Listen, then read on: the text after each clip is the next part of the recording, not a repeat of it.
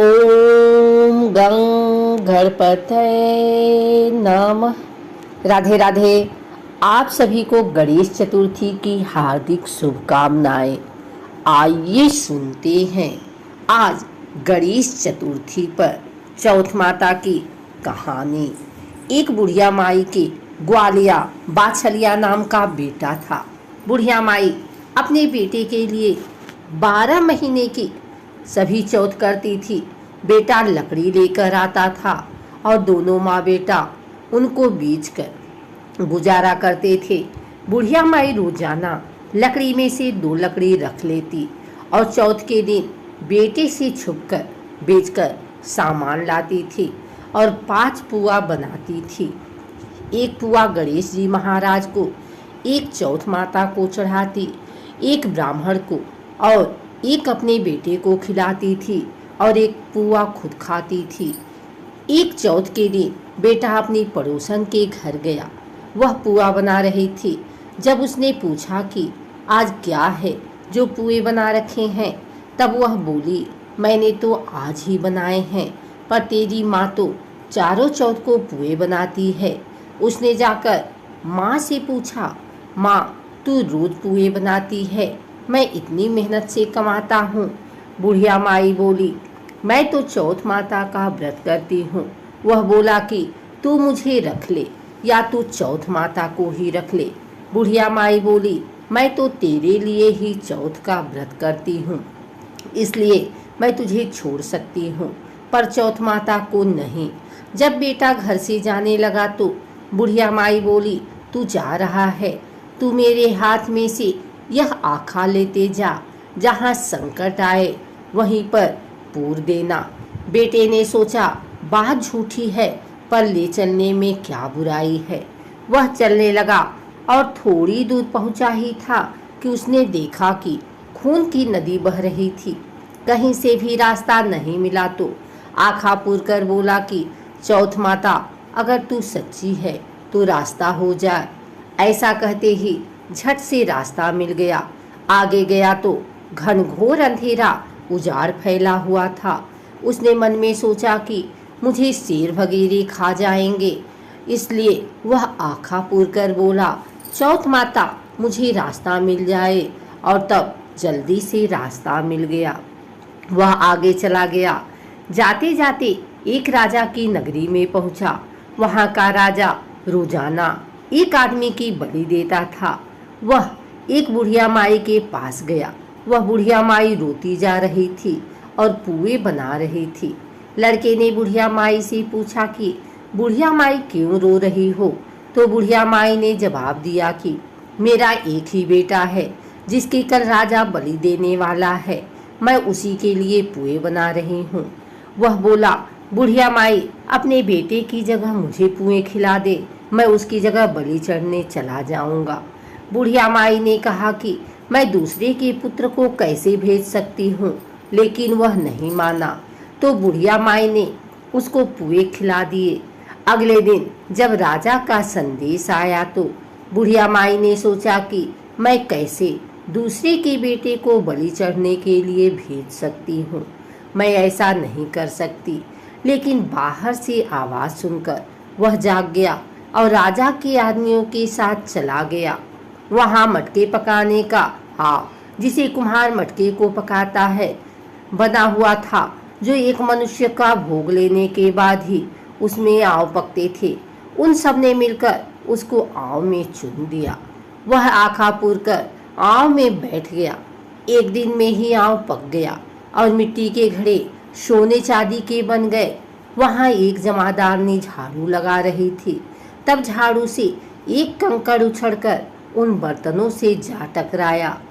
तब जमादारनी ने राजा को जाकर बताया कि आपका आव तो पक गया है। तब राजा ने सोचा कि आव तो 8 दिन में पकता है, आज 1 दिन में ही कैसे पक गया। जब जाकर देखा तो वहाँ पर तो मिट्टी के मटके की जगह हीरे मोती और सोने चांदी के कलश हो गए हैं। अंदर से आवाज आई कि धीरे से उतारो, अंदर आदमी है। आवाज को सुनकर राजा के आदमी डर गए कि अंदर कौन सा भूत प्रेत आ गया। फिर वह बोला कि डरो मत, मैं तो सिर्फ एक आदमी हूँ जिसको तुमने अंदर चुना था। देखा तो अंदर हरे हरे ज्वारे उग रहे थे। राजा ने पूछा कि तू अंदर जीवित कैसे बच गया? तब उसने बताया कि मेरी माँ चौथ का व्रत करती है। जब मैं घर से निकला था तो मेरी माँ ने मुझे आंखें दिए थे। मैं उन्हीं को पूर कर बैठ गया और चौथ माता के कारण बच गया। तब राजा ने कहा कि मैं तेरे को एक घोड़े पर बैठाकर साकल बांध देता हूँ। यदि वह साकल खुलकर मेरे में बच जाएगी तो मैं चौथ माता को सच्चा मान लूंगा। तब वह आंखें पूर कर बैठ गया और चौथ माता से कहने लगा, हे चौथ माता, अब तुम ही मेरी लाज बचाना। तब साकल खुलकर राजा को बध गई। राजा ने अपनी बेटी की शादी उस लड़के से कर दी और बहुत सा धन दौलत देकर विदा किया। पड़ोसन बोली कि माई, तेरे बेटे बहू आए हैं। जब छत पर चढ़कर देखा तो सच में बैठे बहू आ रहे हैं। हे चौथ माता, जैसे आपने बुढ़िया और उसके बेटे पर कृपा बनाई वैसे सभी पर कृपा बनाना। चौथ माता की कहानी कहने वाले को, कहानी सुनने वाले को, हुंकारा भरने वाले को और पूरे परिवार पर अपनी कृपा बनाए रखना। पुराने समय की बात है। एक ब्राह्मण था जिसके घर एक बेटा और बहू थे। बेटा और पिता कुछ कमाते तो थे नहीं। जो बहू के साथ आया हुआ दहेज का धन था उसी से अपना काम चलाते थे। जब भी बहू बाहर कचरा डालने जाती थी तब उसके पास वाली पड़ोसन उससे पूछती थी कि बहू, आज खाने में क्या खा कर आई हो? तब वे बोलती थी कि मैं तो बासी और ठंडी रोटी खा कर आई हूँ। एक दिन साहूकार के बेटे ने यह बात सुन ली। वह वहाँ से चला गया और अपनी माँ के पास जाकर बोला कि माँ, तू तो अपनी बहू को रोज गर्म खाना खिलाती है और वह फिर भी बाहर जाकर यह बोलती है कि मैं तो बासी रोटी खा कर आई हूँ। तब माँ ने कहा कि बेटा, मैं तो चारों थालियों में बराबर गर्म खाना परोसती हूँ।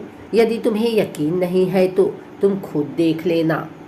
वह अगले दिन तबीयत खराब होने का बहाना बनाकर कंबल ओढ़कर लेट गया। तब उसको यह देखकर आश्चर्य हुआ कि बहू ने तो गरम गरम खीर और खान का भोजन किया है। और जब बहू बाहर गई तो वह उसके पीछे पीछे जाने लगा।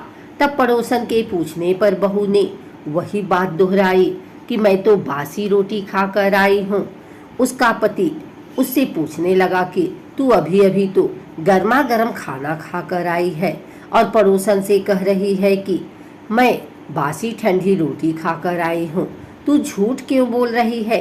तब उसकी विद्यमान पत्नी ने कहा कि यह ना तो तुम्हारे कमाए हुए पैसों की रोटी है और ना ही तुम्हारे पिताजी के कमाए हुए पैसों की रोटी है। यदि हम इसी तरह बैठे बैठे धन को खर्च करते रहे तो यह एक दिन कुएं की पानी की तरह समाप्त हो जाएगा। इसके बाद उसका पति कमाने के लिए विदेश चला गया। पीछे से उसकी पत्नी 12 महीने का चौथ का व्रत करती थी। उसको विदेश में रहते हुए 12 वर्ष व्यतीत हो गए। तब चौथ माता और विनायक जी महाराज ने सोचा कि इसको अब घर बुलाना चाहिए। चौथ माता लड़के के सपने में जाकर बोली कि तू अब घर चला जा, तेरी पत्नी को तेरी बहुत याद आती है। वह बोला कि मैं घर कैसे चला जाऊं, मेरे यहाँ इतना बड़ा कारोबार फैला हुआ है। तब चौथ माता ने कहा कि तू सुबह एक दीपक जलाकर चौथ माता का नाम लेकर बैठ जाना। जिनके पैसे बकाया हैं वह पैसे दे जाएंगे और लेने वाले ले जाएंगे। लड़की ने वैसा ही किया और उसका सारा काम एक ही दिन में निपट गया। जब वह घर जा रहा था तो उसे रास्ते में एक सांप दिखाई दिया जो आग के पास जा रहा था। उसने सांप को आग से बचाने के लिए सिसकार दिया। ऐसा करने से नागराज क्रोधित हो उठे और कहा कि ये पापी, मैं तो इस नाग योनि से मुक्ति के लिए जा रहा था और तूने मुझे सिसकार दिया, अब मैं तुझे डस लूंगा।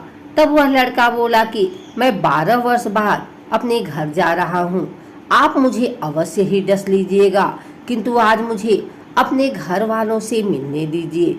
आप कल रात को आकर मुझे डस लेना।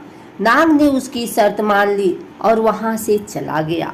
जब लड़का घर आया तो वह उदास था। उसने अपने पत्नी के पूछने पर सारी बात बता दी। उसकी पत्नी बहुत चतुर थी।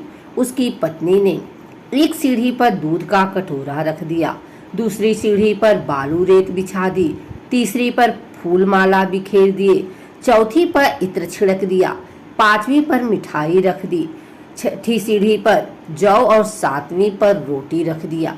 रात को जब सब सांप आया तो सबसे पहले ठंडी ठंडी रेत में लौट कर आया। फिर दूसरी सीढ़ी पर दूध पीकर कहा कि मैं एक ब्राह्मणी के बेटे को डसता तो नहीं, लेकिन वचन दिया हुआ हूँ, इसलिए डसना पड़ेगा। फिर हुआ माला फूल की सीढ़ी से होता हुआ प्रसन्नता पूर्वक इत्र की खुशबू लेता हुआ ऊपर की ओर आने लगा। सांप को ऊपर आता हुआ देखकर विनायक जी ने चौथ माता से कहा कि इस ब्राह्मणी के बेटे की रक्षा करनी होगी, क्योंकि इसकी पत्नी इसके लिए चौथ का व्रत करती है, उसका फल तो देना ही पड़ेगा। तब विनायक जी ने सीढ़ी पर रखे हुए आँखों से सुई बनाए और चौथ माता ने रोटी की ढाल बनाई और सांप के आगे लगा दी। विनायक जी ने जौ के सेल बनाए थे, उनसे सांप की मौत हो गई। सुबह उस लड़के से मिलने गांव के लोग आने लगे, क्योंकि वह 12 वर्ष के बाद वापस घर आया था। लोगों ने उसे आवाज दी, लेकिन वह तो उदास बैठा था, इसलिए बोला नहीं। जब उन्होंने देखा कि सीढ़ियों पर तो खून पड़ा हुआ है, तो वे चिल्लाने, रोने, चीखने लगे कि ब्राह्मण, आज तो तेरा बेटा मर गया। यह सब देखकर ब्राह्मणी भी जोर जोर से रोने लगी। आवाज सुनकर उसका बेटा नीचे आया और कहा कि माँ, मैं मरा नहीं हूँ, यह तो मुझे डसने आया सांप मरा है। यह सब देखकर उसकी पत्नी भी प्रसन्न हो गई कि मेरे पति के प्राण बच गए। उसने चौथ माता को धन्यवाद दिया और कहा कि यह तो चौथ माता ने मेरे व्रत करने का फल दिया है। चौथ माता जैसा फल ब्राह्मणी के बेटे को दिया, वैसा सभी को देना। कहानी करने वाले को, कहानी सुनने वाले को, हुंकार भरने वाले को और पूरे परिवार को देना। आशा करती हूँ कि आप सभी को यह वीडियो अच्छी लगी हो। अगर यह वीडियो अच्छी लगी है तो इसे लाइक करें, कमेंट करें, शेयर करें। हमारे चैनल को सब्सक्राइब करके बिल नोटिफिकेशन ऑल पर सेट कर लें, ताकि आगे आने वाली वीडियो सबसे पहले आप तक पहुंच सके। धन्यवाद।